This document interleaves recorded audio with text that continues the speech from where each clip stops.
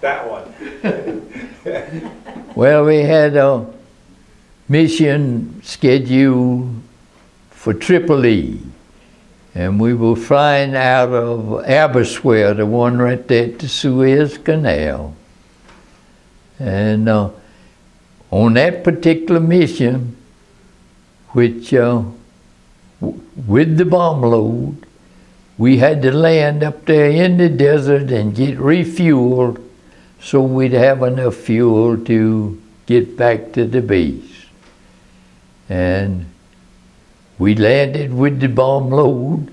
We made it to Tripoli and we dropped our bombs, and on our way back to Aircrews. Well, whenever you came back in, there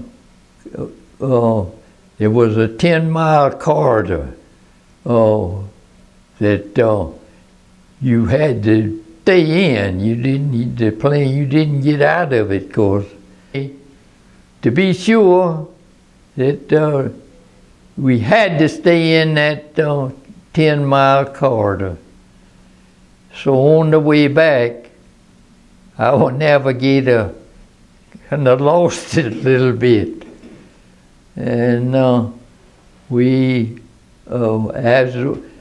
we approached, and when we got close enough to the base, why, we always called in on a low frequency transmitter. And the pilot tried to contact the base, and they got no answer. And on that B-24D, that short range one was in the back of the plane behind the bomb bay. So I went back to check to see, to be sure it was putting out. I got back and I checked it, and it was putting out.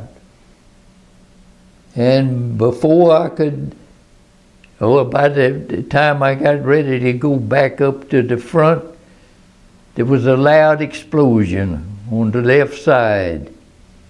And the pilot banked that plane just as hard as he could, and when he got the thing up level where I could get back up to the front, why, he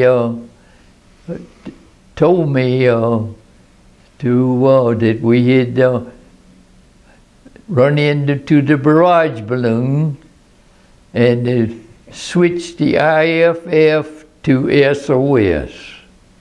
We had come right into Port Said. And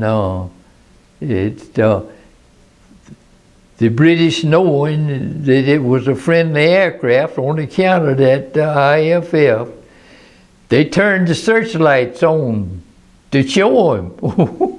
But it was too late. It had hung a cable with one of those fragmentation bombs, and they pulled it up under the wing, and then it exploded behind number 1 engine. And fortunately, it didn't set us afire, which was absolutely a miracle. And we made it back up to the base, got ready to land, and when they lowered the landing gear, the left landing gear, either the right landing gear or the nose wheel came down. The other landing gear was hung. It didn't come down. And we were running low on gas, and they decided they'd try to crank those two that were down back up and make a belly landing. But they tried to crank them by hand, and they couldn't do that. And the colonel was in the tower at that time. And what he said, and they found that when we were running out of gas, just head out to the sea and headed out to the sea and bail out. But they didn't answer him, and they decided that they were going to bring it in on those 3 wheels. They gave us our choice. You can bail out, or you can stay with us. That I decided to bail out. And there's only 2 of us that decided to bail out, and that was the bombardier. He was up front. Whitlock, who was my pilot, said, we're at 3,000 feet. I'm going to make one pass over the field. I will tell you over the intercom when to go. So from my position, I would be going out to back down through. There was a door in the floor where they could just raise it up and you go straight down. And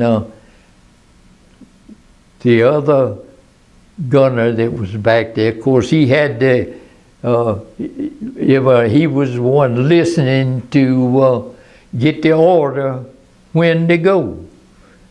And whenever the order came, he tapped me on the shoulder and I jumped. It happened to be a moonlight night, thank goodness. And as I got closer to the ground, it just looked like to me that I was going to land on top of one of those buildings and bite you. Those chutes were small. And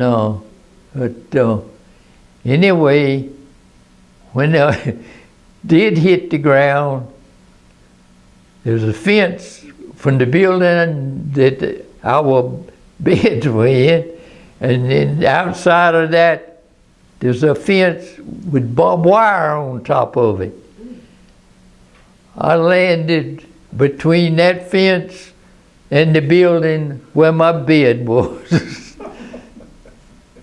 Now you figure the landing speed of that B-24 is 125 miles an hour. So the cruising speed, which he was at cruising speed, was somewhere in the neighborhood of 130 or 35.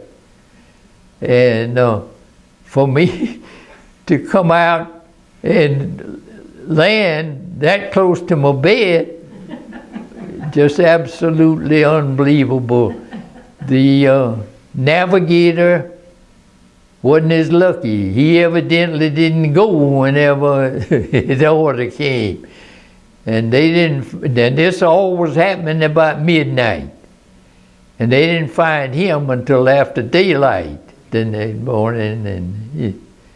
But anyway, that was just one of the things that you had to put up with.